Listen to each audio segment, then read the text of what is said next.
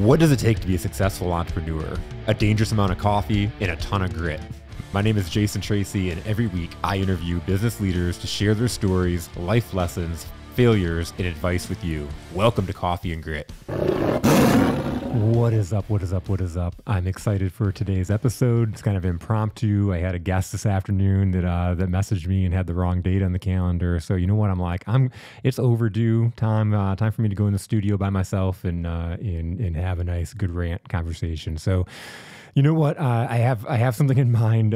Situations happen, and something that I've heard constantly, and is one of my missions as I work with entrepreneurs, work with those true difference makers, is what is your true difference? What is your difference? Who are you as a person? And I'll say this: hell is meeting the person that you could have been. Let that sink in for a second. Hell is meeting the person that you could have been. What's that gap? What's preventing you from becoming that person? What I see is fear, right? We're so afraid of what other people are going to think of us. And something for me that's been on my mission, if you listened to the solo episodes in the past, if you listen to the episodes, it's about being that difference in understanding who you are as a person. How does that tie into your business? What's your business personality? And really understanding that and being able to attract and repel. We all want to be everything to everyone, and we just can't do it. And I've heard so many times people are like, oh, good, you have haters. That means that you're actually starting to make a difference. And I'm really starting to realize that it's true, that if we're going out there and we're trying to please everybody, are we able to make a real difference? And so I had a conversation with avid listener. I was able to meet up and get coffee Friday morning. And as we met, super cool. First off, something I don't really think about until I'm confronted with it is this mic and this platform. It gets my voice out there, and people listen, and people listen to the conversations, they listen to the podcast, they watch the videos, and they put me on this pedestal of almost like I'm famous. And it's kind of laughable to me right now. It's like even hard to say. So I'm meeting with this gentleman, and he tells me first off that he was a little nervous in the conversation because he's put me on this pedestal because he's listened to all these episodes. And so first off, just kind of adjusting to that. But as we really started talking, he started sharing how it's hard to just be yourself, and have people accept you. And so we're really talking passionately about, I guess, questions to ask is why pretend? If someone isn't going to like who you really are, how much time and energy do you really want to put into that conversation and that relationship? And I've shared this story a few times, but I had a client once that had a friend group that he had known since high school. And over the course of time, he started becoming more and more of his true self, which was actually completely different than who his persona, who people thought he was growing up and through high school. And so because he was still trying to be that person that they all fell in love with or liked or hung around with because they thought he was this guy over here, he would still put himself in these situations almost daily where he'd go and hang out with his friends and he would not feel good. He would be losing energy because he's trying to pretend he's somebody that he's not. He felt like he was wasting time. He was, there's a lot of angst inside, and he was having a really hard time moving away and not putting his time there. And the question I asked him is, if they don't like you for who you are, then why do you want to spend so much time around them? What does it even matter if they don't like you anymore? If you've got to pretend and be miserable with yourself by being somebody else. And so I'm on this mission to, again, like I said, help other entrepreneurs, other difference makers, other people that are out there that have this grand vision of what they want to do with life, and they're preventing themselves and they're holding themselves back. They're watering themselves down. And here's, a good example, and it's so easy. I'm so glad, and sometimes you get something in life to test out your will, because I was on my soapbox and talking about this pretty passionately Friday morning. And then I was talking to my partner in the objection handling boot camp, Denise Roberts. We had a meeting Friday afternoon and preparing for another meeting that we had to go and speak to a big group a big group of a networking group that we were going to come in and speak to and get access and be able to present objection handling boot camp. And so it was a good opportunity for us. It was a business opportunity, right? And so 20 minutes before the call, or 20 minutes before our scheduled call, as me and Denise are in and we're talking about our agenda for the week outside of this meeting, I get a call from the person we're supposed to have a meeting with, and I answer the phone because, excited to see this person, thinking we have a good relationship, which I guess relationship's not affected. But I answer the phone and I get on the other end, I can feel some kind of anxiety and pushback as they start to explain that they're going to cancel the meeting and not partner with us because of questionable things that I've posted on my social media. And so, first super funny thing is, if anybody follows me on social media, you can find me on Facebook at Jason Tracey. And so Cameron, so a few weeks ago, I was in the middle of talking with Stephen Patel, and whatever I was talking about, obviously using my hands, I'm a hand talker.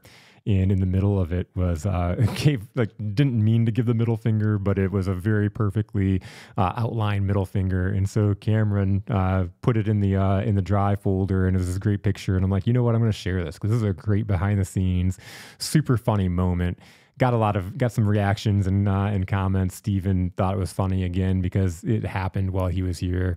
And so on this call, I get told that my Christian values and my Christian leadership is in question, and that they've got to not partner with me because of this middle finger picture I posted. And so I'm laughing right now. I was laughing then. I thought it was pretty funny, especially since it wasn't a malicious picture at all. And I started to explain what was actually happening. And then I caught myself and I realized, and I said, you know what? It really doesn't even matter what was happening. And I'm not going to explain or justify myself. I've got to recognize this situation as a situation that I was just saying, that you're either going to attract or repel the people that align with your values. And so be you. Because this is the thing, and I was so excited. I thank this person for removing me out of consideration and in polling me before we were able to build a relationship. Because first off, if you're a Christian group, it's what is it, glass houses, throwing stones, and I kind of just thought of that for a minute. And I asked that question of like, wow, like, does that, like, if you're offended by that, I'm really glad that you're removing me from this situation, because you're going to be really offended by other stuff that I might do or say. I am not a perfect person, and I don't go around and pretend to be, especially in maybe sometimes I'll drop an F-bomb. It's not something that I say constantly, but you know what? That's me, and I'm not going to put myself in situations or groups where that's not acceptable. And if that's something that offends people, then I'm not your speaker. I'm not your person. I'm not your trainer. I'm not your coach. That's very important to understand. And when I first started my business, I was starting to create content, and I went and got my hair cut at this barber in town. And the barber and me, Gino is his name, and we were sitting and we were talking, and he was telling me that he doesn't remember people's names very well. That he has a really hard time remembering people's names. And so this is one of my passion projects. There's a specific reason why we don't remember people's names, and it's mostly because we're thinking about what we're going to say to the other person while they're introducing themselves to us, because we're so afraid of what people are going to think of us. We're in our head thinking about what we're going to say that's going to sound so cool and impressive that we can't even listen to them as they're saying their name. Now, I'll tell you what, it's a lot more cool and impressive when you can remember somebody's name. It really does give you a position of upper hand, because so many people go around in life saying, I'm not good at remembering names, as a way to let themselves off. They don't even have to try to remember your name, because they just told you, I don't remember people's names, and that should be acceptable.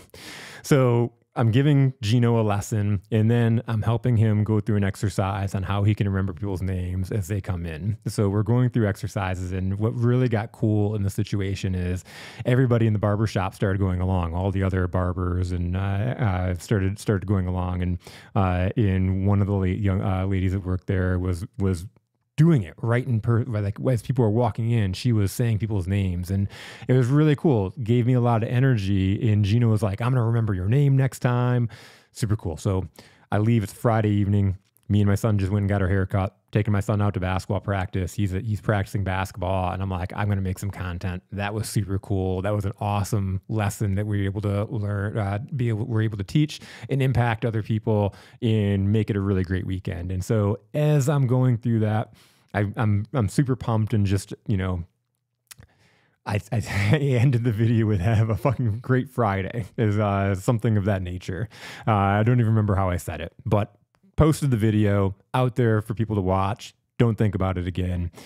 I get a call the next week. Somebody that I've known for a long time calls me up and says, "Hey, Jason, I was watching that video the other day about remembering people's names. That was a really good video." I'm like, "Oh man, thanks." And he was like, "But you know what? You ruined it at the end." He was like, "You know, you dropped that F-bomb, and you know, you're going to really push people away that we're going to follow you. And,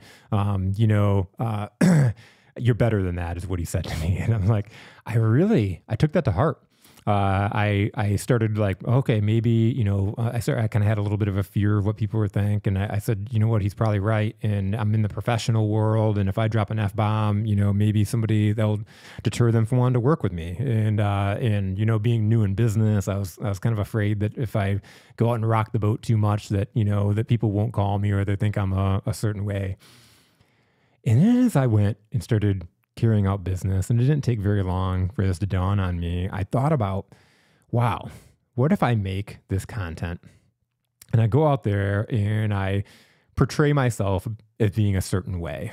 And I portray myself as someone that never swears or doesn't have a certain sense of humor. I portray myself to be this certain way so this group of people will like me, so that they'll call me, so that they'll hire me as their coach or their consultant, right? What happens when they start working with me intimately and I am who I am? And I advertise that I'm this person over here, but then as they got to know me, they realize that I'm actually this person over here. I've conveyed myself as being a completely different person, and it's like a bait and switch. It's like I pulled the sheet over somebody's eyes. How often do you know, if you're in that situation and you meet somebody and you think that they've conveyed that they're this way, and then you meet them and they're completely different, you feel a little bit bamboozled, right? And I'm like, I really don't want that. And the reason why I'm creating content anyways is to draw people in that resonate with the message and say, I want to either meet that person, be connected to that person, I want a relationship with that person, or I want to hire that person as my consultant, my coach, whatever it is. So creating that content, I want to draw in people that really, really resonate with that. What happens is again, we want to be everything to everyone. We want to make everyone happy. We don't want to lose any business. We'll go work with anybody, right?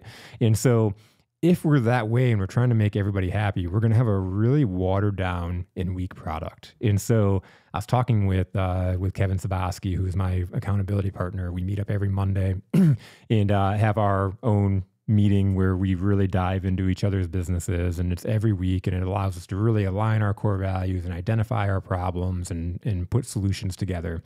And I couldn't wait to tell him and kind of give him the feedback of this conversation, because my work with him he's an EOS implementer, and he works with solopreneurs like myself, or entrepreneurs that don't have a leadership team, and helps them form their core values for their business, helps them form their niche, their plan and their strategy for the next several years. And so I've been doing a lot of work with him, understanding what exactly my business is, what my core values are.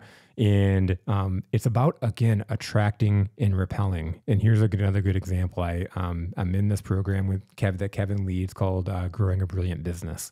And it's a cohort of other entrepreneurs here locally in Livingston County that they are working on fine-tuning their business. And the things that we do, again, is really understand what is our core values. And when I say core values, a core value for a company, it really is defining, who are you? Who is your business personality? And when you have these core values shaped, a lot of companies will put their core values on the wall. And what I see a lot is when people create their core values, they create their core values around what they aspire to be as opposed to what they actually are. And so a lot of times we put these core values on the wall, like punctual. In the CEO of the company is always late, right? It's because he aspires to be punctual, but that actually isn't who he is as a person. And so let's get really deep down and honest. Who are we as people? And so I struggled with creating my own core values, and it was awesome going through this with the group and having Kevin push me, because I was really using the same language everybody else uses, and trying to think of the empathy and the words that everybody else uses. And then I realized I have my own language. I talk all the time about difference makers, right? Be the difference. What does that mean? To me, that's a core value of mine. Be the difference. And it literally is listening to people, right?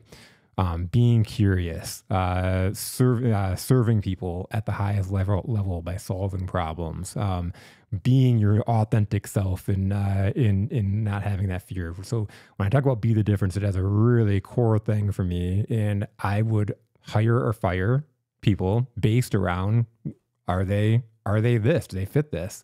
And so I tell this story because one of my core values is eat faces.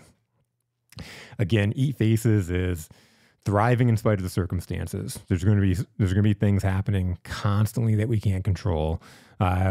Where's the beauty in that? How do you solve that problem? And again, when I was putting these core values down, he was questioning me and like really asking me questions to understand if this is really a core value. And he's like, could you hire or fire around eat faces? And absolutely I can. Because the people that irritate me the most are the ones that constantly make excuses. They constantly say, you know what, I could have did that, but I had this childhood and the cards were stacked against me and nobody believed in me and nobody came and helped me. And that's how Eat Faces even came to be. As a franchise owner from a franchise that I was highly successful in, building a highly successful franchise, was telling me all the things that he wasn't, why he wasn't successful. And it wasn't the look in the mirror of the things that he could have did, the situations that he could have controlled. It was all somebody else's fault. If you're sitting there right now and saying it's somebody else's fault, and it might be somebody else's fault, right? Great, awesome. What can you do about that? That takes all your power away. You're sitting there as a victim, just getting railroaded constantly. And I'm not going to be that person. And if I have somebody in my company that's constantly that person, they're not a core values fit. And so last month we had this GBB meeting, that whole story to get to this. We have a GBB meeting, and part of this meeting is we're flushing through our core values and we're sharing them with the group and getting feedback, and people are able to give us good feedback, whether they see that as a core values, they ask us good questions to make us think. And so I share my core values of Eat Faces, and somebody in the group who I've known, I've spoke with at different events. And so she said, this Eat Faces thing, she was like, I know you, Jason, she said. And, if I heard you say Eat Faces, I wouldn't want to work with you, but knowing you, I'd want to work with you. But hearing Eat Faces, that just really, it turns me off. It makes me, it repels me, is what she said to some degree. And I'm like, good, that's awesome. And she didn't expect me to say that.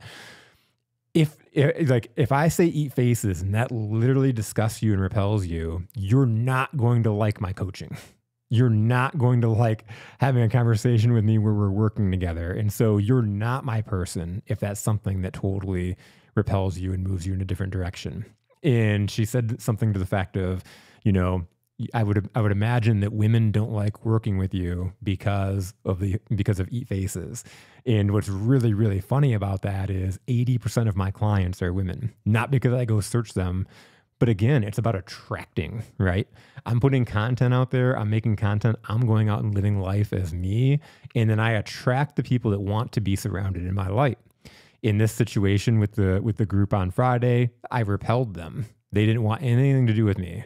And they, to the point where I lost business for my partner as well. And I had to apologize for me standing for my core values and who I am, on caging that beast and being literally me. That lost his business. That can hurt, right? And so I apologized to her. But again, this is exactly what I want to do now. It's so easy again, as I'm having this conversation in the morning, as I'm having the conversation, it's so easy for me to say, just go be yourself. But then when somebody gives you the pushback and says, yourself isn't good enough, yourself isn't a good leader, like yourself isn't a right fit for our group. We just want to belong, don't we? It was really, really cool having my partner there in Denise hear this conversation, and again, for her to be inspired because, and I've shared this story now a few times, since Friday, and every person I've shared it with is like, wow, I needed to hear that.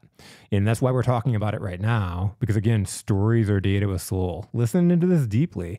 You don't have to take as aggressive stance as I do, but who are you as a person? What is your purpose? What is your passion, right? And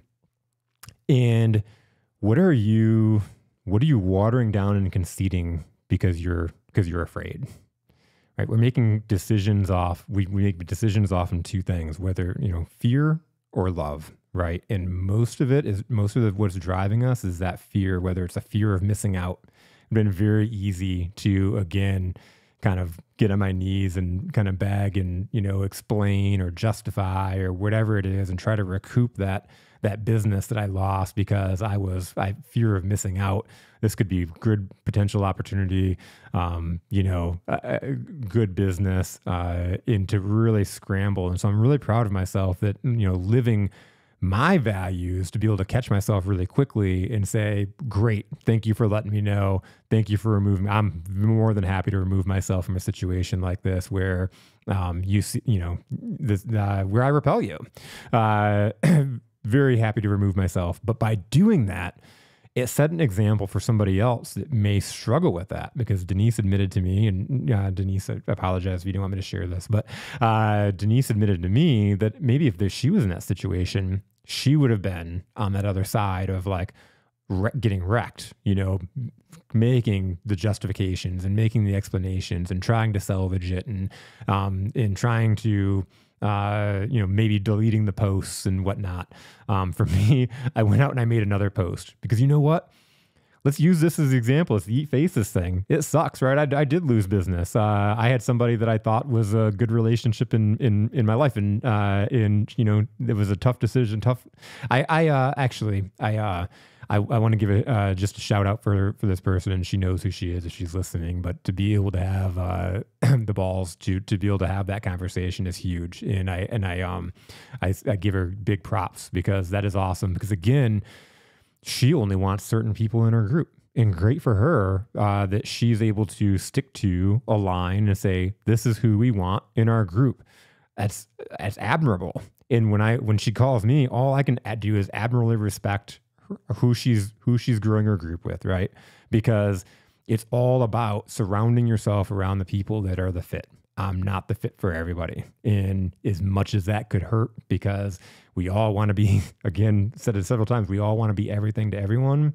It's admitting that maybe I'm not the right fit.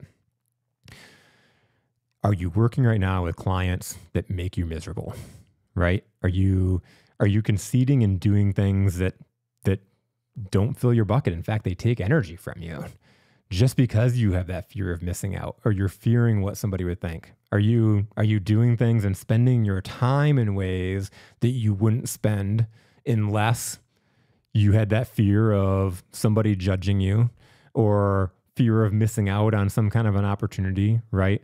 How do you say no or yes to things? And this is, it's huge. I had just random thinking of this story. When I first started my business, I got into a networking group and met a lot of really cool people and wanted to be around more of those people. I wanted to be around them more. And so I joined another networking group that they were in. And so I joined this group, and within a couple of weeks of being in this group, I got invited to be on one of the committees. And as I was going to check that out, they said, "You know what? You're great. you're a difference maker, right? We would love to have you on the board. And it would be super easy, and you don't have to put much time or energy into it. We'd just love to have you, and you get to do these X, Y, Z things. And I had this fear of missing out. I wanted to be around these people more. I wanted to meet more people. I was new in business. I didn't even know what my business was going to look like in the next 6 months or year, let alone 3 years, which is what the commitment to being on the board was. So literally, without consulting anyone, made an emotional reaction, and I signed up immediately. I agreed to be on this committee. I agreed to get voted onto the board and serve on the board for 3 years.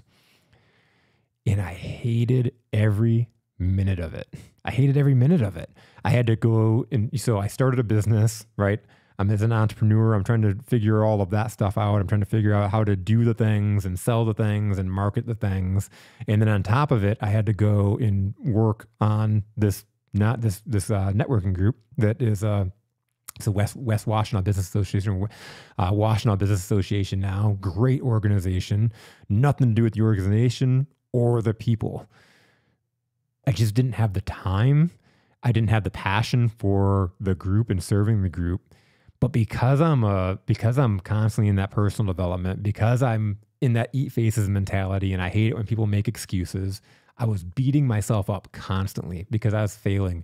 I didn't want to go to the meetings in the morning, so it'd end up being late, or maybe I wasn't fully engaged, or I'd have homework or things that I'd have to accomplish before the next meeting, and all these things that I'd have to do, and maybe I wouldn't get them done. And then I would question myself at why I didn't get them done. And it'd be this constant vicious cycle because I'm like, man, Jason, if you make the time for it, and again, beating myself up for knowing what I can accomplish and that I am just sitting here making excuses. But it ultimately came down to, when I had that pep talk with myself, is I don't want to do this. This is something that I don't want to be a part of. And it had, again, nothing to do with the group or anything else. It was the commitment. It was a whole lot of things that just didn't fit me and my values and where I wanted to spend my time and energy. And so I stuck through it for 3 years being subpar and beating myself up for being subpar.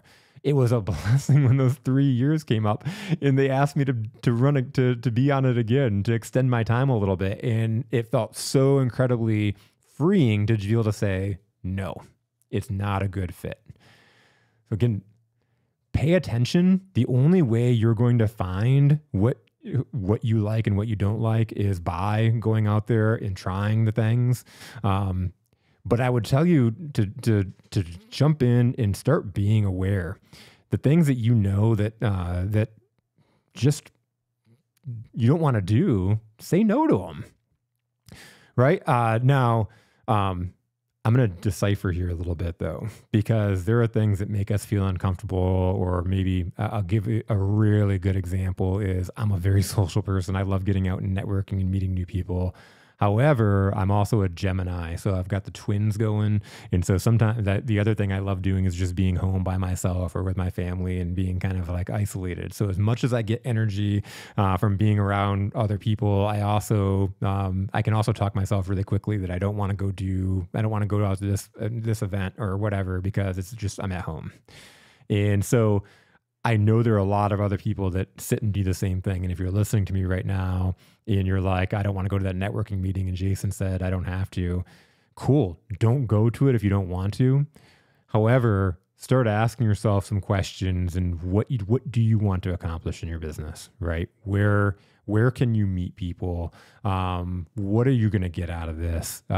Is it something like, understand, am I making this decision based out of fear or love, right?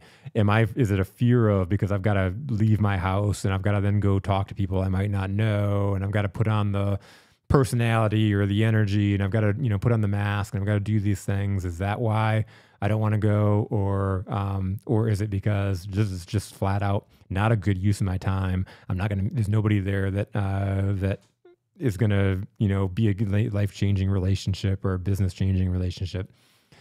Understanding and deciphering whether this is a good event to go to, because there's been so many times, again, that I haven't wanted to go somewhere, and then I went out and I did it, and It was a great time. I met a lot of great people, turned into either business or relationships that made a difference. And so I guess I'd ask when you're using my words, or you're, you know what, we don't need to go today as an excuse for not going to things where you're going to be able to move your business forward. People are opportunities. It's so funny because every event that I've ever tried to talk myself out of going to that I then actually went to, I've met life-changing relationships. And it's so cool. Again, I think of this one event. There's not many events that I'm like trying to talk myself out of, but there's this one event about 4 years ago now. It was a SiriusNet Referraltopia. And there was a early morning, afternoon on Zoom. You spent the whole day in Zoom. And then later on in the afternoon, it was an in-person here in town. And I was tired, had a long day of meetings, plus the morning sessions with everybody. I spoke at that actual meeting. And so there was a lot of energy exerted. And I got home and I'm like, you know what? It's a good idea. It'd be fine to miss that meeting. I ended up asking myself, listen, I asked what typically happens when I go to these meetings. Again, when I started asking myself questions like that, I realized that I build relationships, or I solidify relationships. I set up times to be able to meet with people, again, to build on our relationship, or to create a relationship. And so I go to this meeting, I meet Penny Wilson, who has been on the podcast, has told amazing stories, has become a client that I've worked with and coached for a little bit. Amazing human, amazing relationship that I have to this day. I also met Brian Sarowick there that day, who I had happened to hear that he lives in Milford and plays basketball. And so I invited him to come play basketball with me, because I play basketball in Milford on Saturdays and Tuesday nights. And so again, this is 4 years ago. I invite Brian to this group. Brian comes out. We're still playing basketball together to this day. Our relationship's gotten stronger. And then Brian and his wife, Deidre, from Strawsome, were on the podcast several months ago. So back at the beginning of the summer, for a really awesome episode. So again, those are just two relationships from that one event 4 years ago. So really discern and understand, are you trying to talk yourself out of it because it's a fear thing, it's a comfort thing, I can stay at home and not have to move, or is it just something that just isn't a fit? When you go there, you're not going to really connect with the people. It's not, here's a good example. I had this one-on-one client several years ago, and he spent all of his time in small business networking events. He loved it. He loved the small business networking events. He loved spending his time there. His company and his actual business did work for corporate companies, corporate clients. They were priced out of range for any of the solopreneurs or the entrepreneurs that he was meeting in the smaller groups. He was outpriced. Nobody was doing business with him in those groups. It filled his bucket. He got no business out of it. And one of my things that I discovered, or that I helped him discover, is that really this business over here that wasn't a fit, wasn't his passion. There was another passion there that had to do with this group over here. And so that's when I say finding who you truly are. Sometimes, and this guy, he had a business that I didn't say, I don't want to say inherited, but kind of just fell into. And it wasn't his passion. It didn't light him up. There was other things that he did in impacting the youth, in developing leaders, in coaching from a one-on-one space that was really lit him up and was really exciting.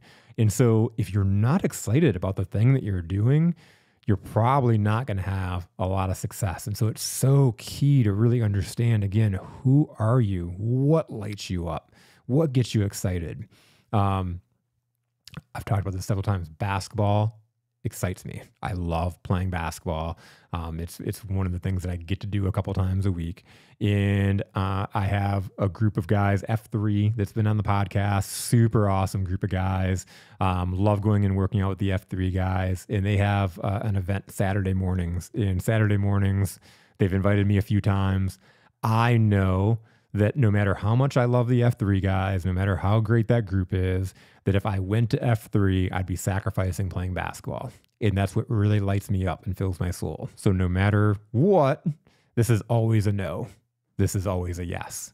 So I can really discern and make my judgments and my decisions based on, again, who am I and what fills me, right? What fills me? What clients do I love working with? What people do I love working with? What difference am I making in the world, right? What message am I saying, right? What message am I delivering? Again, hopefully this, like, stories are data with soul. And as I'm going out there and I'm creating all this content, it's pulling in so many people. It's working in to the point where I'm then helping other people create their content, tell their story. One of my favorite things, and I just kind of had this visual the other day, and it's a little bit off topic, but seeing so much, again, most of this has been on that fear and on those limiting beliefs that we all have as humans. And we can put people on pedestals. I started this conversation off talking about how somebody put me on a pedestal, and it's so laughable to me because, again, I have my own internal dialogue. I have my own inner voice that says you're not that important and all those things, just like you do. And so when someone puts you on that pedestal, it's a little different and a little hard. When we put people on a pedestal, and we can really put a lot of pressure on ourselves. And here's a good example. Have you ever had a big meeting with somebody that you thought was important? Right? Maybe they're the CEO of the company, or they're somebody that is locally famous, and you put this really big pedestal on who they are. You put a lot of pressure on yourself. And then have you ever had a conversation with that person and you realize, like, to the old saying, they put their pants on the same way that you do? There hasn't been somebody that I've ever met that I've been so impressed with, like, oh my God, they're not human. Like, oh my God, they don't have worries. It's so interesting as you meet people that you see as confident or as extremely successful, and then you start talking to them and they have that fear of what people think. Or, a lot of the people that are really up there really have to put on a mask because they're afraid if they then release to the world who they are, that they'll lose everything. I had this friend once and met him through my son's sports, through football. And this guy, CEO of a huge company that you'd recognize. And, I remember the first time dropping my son off over at his house for his kid's birthday party and seeing the size of his house, the amount of nice cars in their driveway. I started judging myself and thinking, like, wow, like, what did I do wrong? Wow, like, man, this guy's got so much more. These people have so much more, right?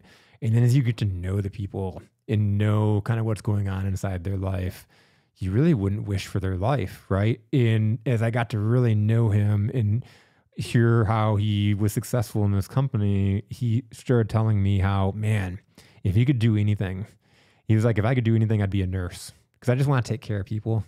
I want to help people. I want to serve them. He was like, but I'm stuck where I'm at because I've built a certain lifestyle for myself and I've built a certain lifestyle for my family. And if I don't do that, where am I going to be? What's going to happen to my lifestyle that I've built, and what's going to happen to my family? And that's a really scary thought when we build a life that is against everything that we really are inside. And so I'm hoping this is my rambling is getting through to somebody today in really finding who you are before it's too late, because so many of us live somebody else's life. We go and think about the external pressure of where you're going to school, what are you going to be when you grow up, what are you going to be when you grow up, when you're getting married. Oh, great, you guys are married. When you having kids. And so there's so much this pressure of the things that are expected out of you that we just go through the motions in life. And one day we got our ladder up on top of the building, and we're all the way up the ladder, and we realized we climbed the wrong building. How do we zip line over here, right? And it's possible, but start doing the work now. I would say if you're not happy, or if you're not resonating, if you're not working with the clients that you want to work with, if you're not working with the people that you're like, these people really light my soul, if you're not finding the employees or the people for your team that really light you up and help you go to another level, I would say start understanding who are you, what lights you up, right? And stand for something. Because if you don't stand for something, you'll fall for everything, right? Stand for something. And that stand, it may get you canceled, right? It may get you canceled, but it's going to really make you loved and endured over on this side, right? When I built the cellular company and I had to build it from the ashes, I always talk about stories or data of soul because I created a company story. I created a company story for who we are, where we came from.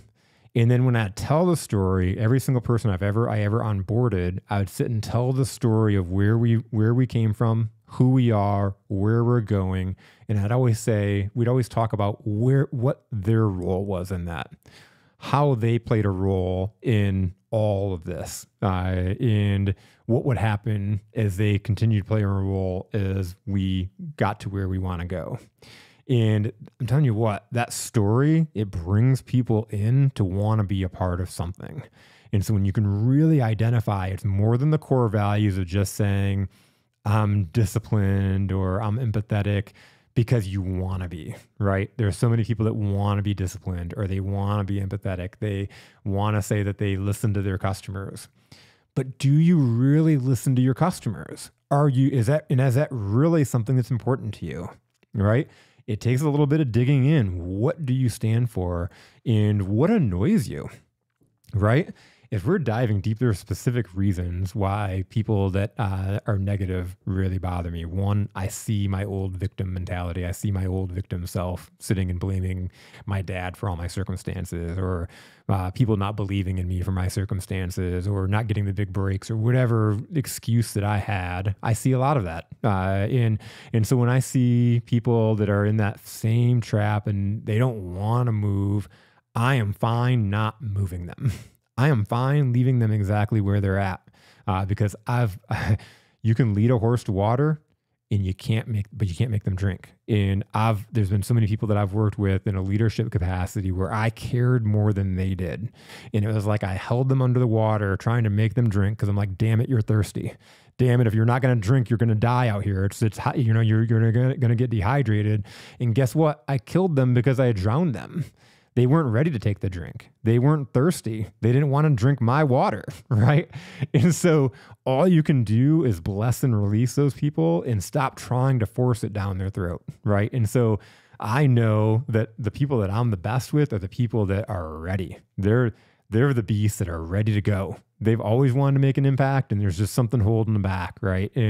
But they're ready to go, and they stay in front of me, and they're coachable, right? So being coachable is so big. I remember I had this leader, shout out to Kelly Quisenberry.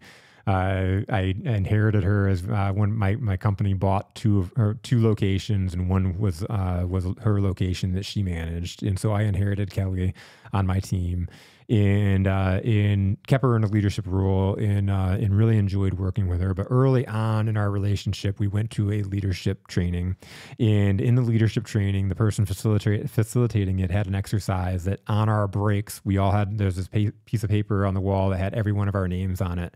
And on our breaks, we had to go up and write on the wall and say what that person's strengths were. What we saw was their strengths. And on Kelly's, and I don't even know if I remember it, but I was told by her later on, actually about a year or so ago, that I wrote on her that she was coachable. And so about a year ago, I was having a conversation with her, and she was talking about somebody that she was coaching and mentoring. And she said, wow, he's just really coachable.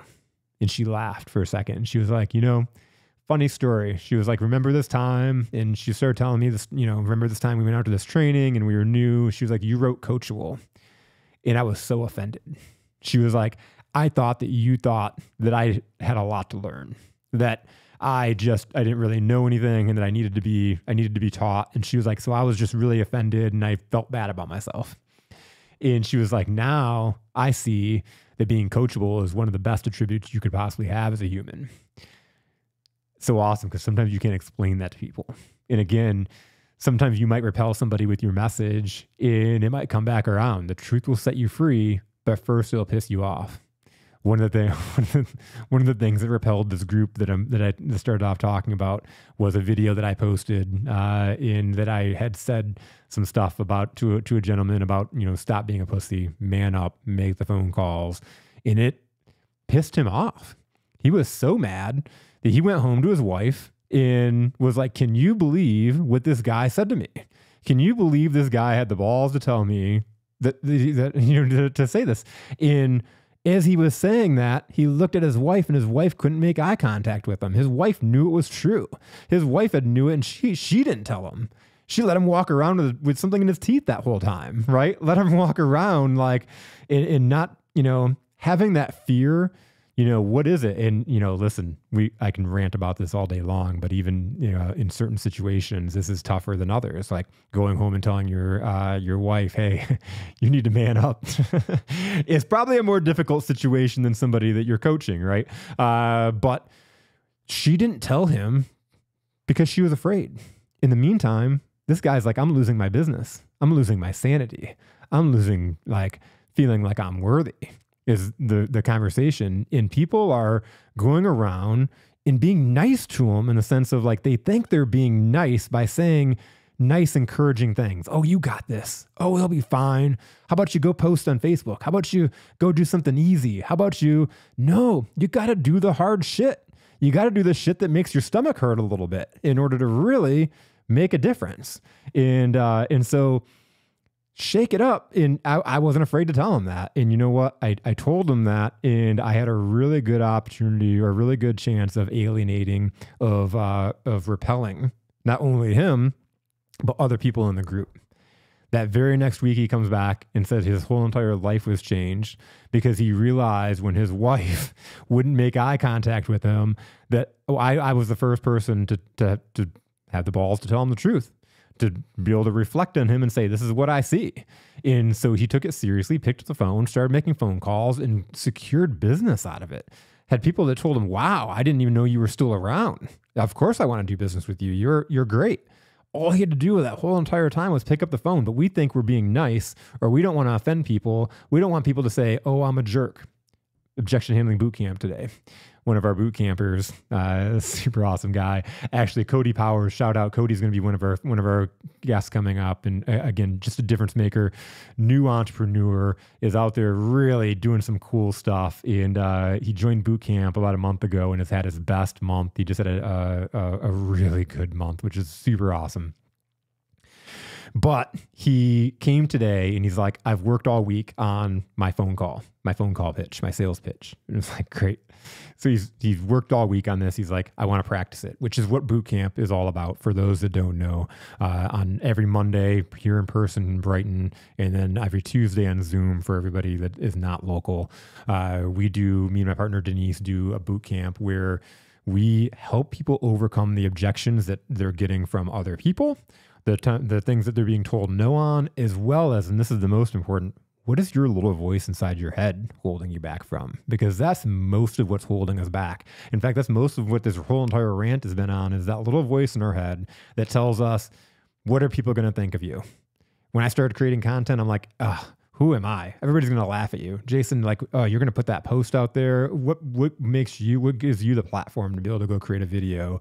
And now I'm approaching 200 episodes of a podcast, right? I've lost that fear.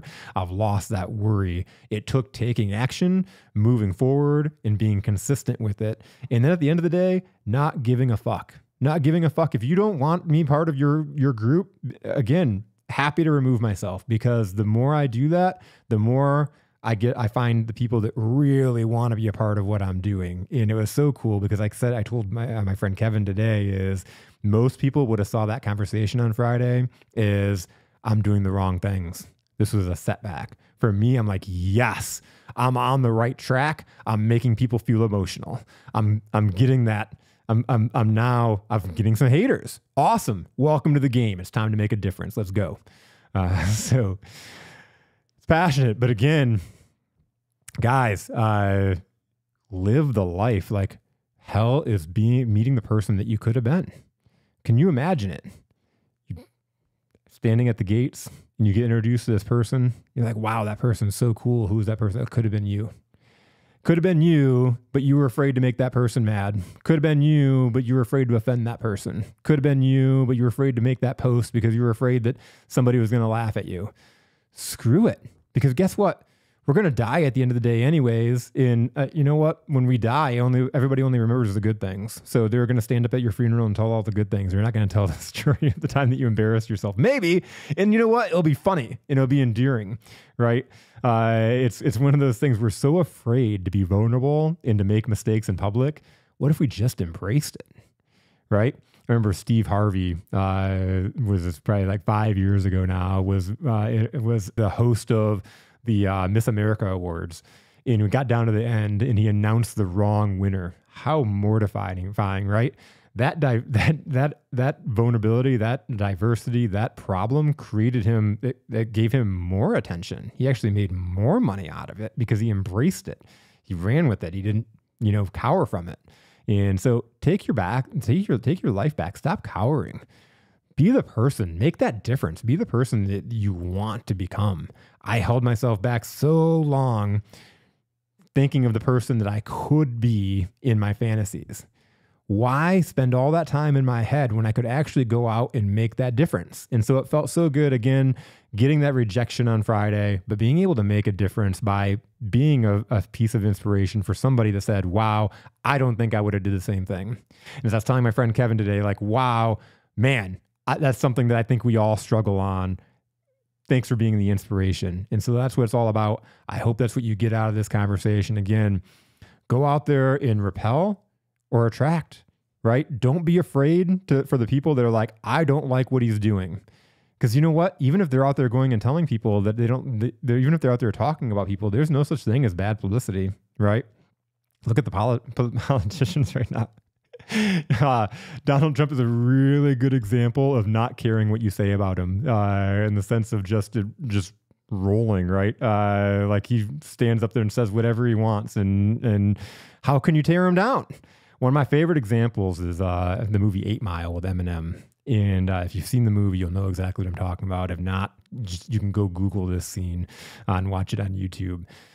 Eminem is in a rap battle, and these guys have basically been tormenting him the whole entire movie, and he's got a rap battle against these guys. And he basically, so at the end rap battle, he gets up first and he says everything that they're going to say about him. He puts it all on the table and says, basically, I don't care. I don't care. You can tell the crowd something they don't know about me now. And they couldn't say a thing. They couldn't say a thing. He won. So go out there. You know what? Embrace it. Be you. And when somebody says, wow, I didn't know you were that kind of person, be like, I don't know how the fuck you didn't know I was this person, because it's everywhere. So, all right, everybody, go out there, make that difference. I hope you can feel, eat the faces, like eat the fucking faces. Let's go.